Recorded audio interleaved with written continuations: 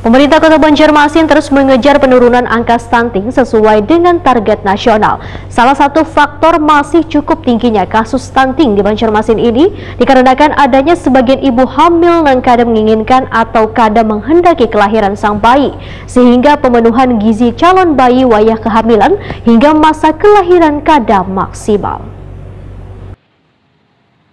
Pemerintah Kota Banjarmasin terus mengejar penurunan angka stunting sesuai dengan target nasional. Salah satu faktor masih cukup tingginya kasus stunting di Banjarmasin ini dikarenakan adanya wilayah-wilayah berisiko stunting, yaitu masih adanya sebagian ibu hamil yang kadang menginginkan atau kadang menghendaki kelahiran sang bayi, sehingga pemenuhan gizi calon bayi wayah kehamilan hingga masa kelahiran kadang maksimal. Kejadian ini ditemukan hampir di 20 lokasi fokus yang menjadi penanganan stunting oleh pemerintah kota. Demikian diperlihatkan Wali Kota Banjarmasin Ibnu Sina, Takuni Prima TV Baisukan Rabu 20 Desember 2023. Menurut Ibnu Sina, permasalahan ini perlu dilakukan berbagai upaya dalam menunjang penurunan angka stunting tersebut. Salah satunya melalui program DASAD. Program yang berada di bawah naungan Dinas Pengendalian Penduduk, Keluarga Berencana dan Pemberdayaan Masyarakat Banjarmasin ini menyasar peningkatan gizi seimbang bagi keluarga berisiko stunting yang memiliki calon pengantin, ibu hamil,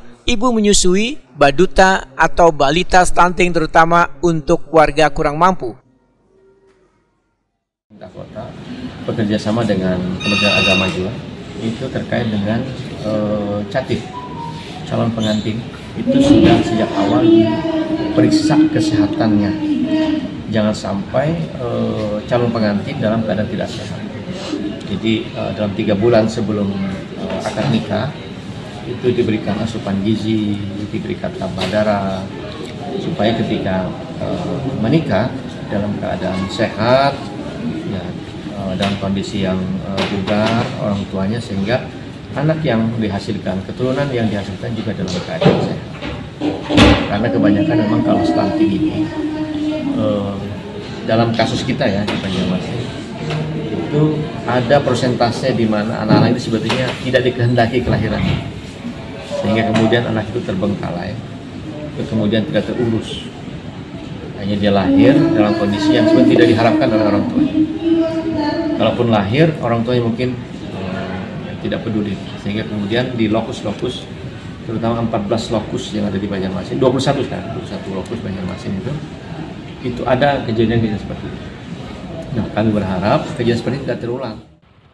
Ibnu Sina menyatakan pemberian gizi seimbang ini sangatlah penting untuk memenuhi gizi bagi calon balita.